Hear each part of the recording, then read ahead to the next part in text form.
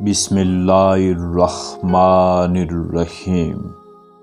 شروع اللہ کے بابرکت نام سے جو دلوں کے بید خوب جانتا ہے۔ حضرت خواجہ یحییٰ بن معاذ رازی رحمۃ اللہ علیہ فرماتے ہیں، دنیا و آخرت کی مثال خواب و بیداری جیسی ہے۔ اگر انسان خواب میں روتا ہے تو بیداری میں ہنستا ہے، لہٰذا تم خوف الہی میں رونے کو اپنا مسلک بنا لو کہ قیامت میں ہنسنے کا موقع مل سکے۔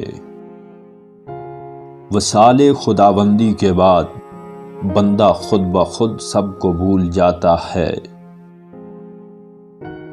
روز قیامت نہ تو دولت کو وزن کیا جائے گا اور نہ فقر کو، بلکہ صبر و شکر کو وزن کیا جائے گا۔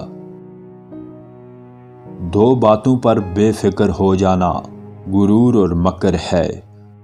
اول اس کے حکم کو تو جانتا نہیں، دوم اپنا انجام تجھے معلوم نہیں۔ سچی محبت یہ ہے کہ محبوب کی فرما برداری کی جائے۔ اس کے دوست کم ہوں گے جس کا ظاہر و باطن جدا جدا ہوں گے۔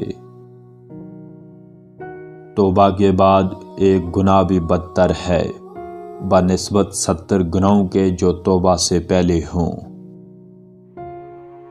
زاہد لوگ دنیا کے غریب ہیں اور عارف لوگ آخرت کے۔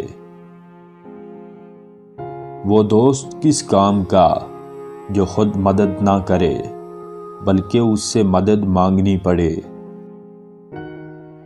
محبت یہ ہے کہ جو نہ بلائی سے زیادہ ہو اور نہ جفا سے کم ہو۔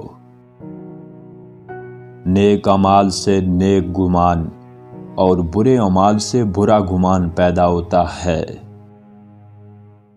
موت کی مثال ایک پل جیسی ہے جو ایک حبیب کو دوسرے حبیب سے ملا دیتی ہے۔ زیادہ کھانے سے نفس موٹا ہو جاتا ہے اور عبادت میں کمی ہو جاتی ہے۔ اللہ تعالیٰ جس کام کو دوست رکھتا ہے ان کے دل اپنی طرف مائل کر لیتا ہے۔ درویشی یہ ہے کہ انسان خدا کے سوا سب چیزوں سے بے نیاز ہو جائے۔